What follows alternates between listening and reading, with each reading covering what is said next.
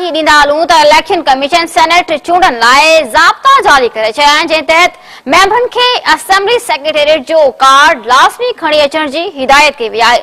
Senate जी 52 सीटनि लाइ चूंड सुभाणे थींदी, जंहिं लाइ इलेक्शन कमीशन तरफ़ां हिदायतूं जारी कई वयूं आहिनि। इलेक्शन कमीशन मेंबरनि खे असेंबली सेक्रेटेरिएट कार्ड खणी अचण जी हिदायत कई आहे।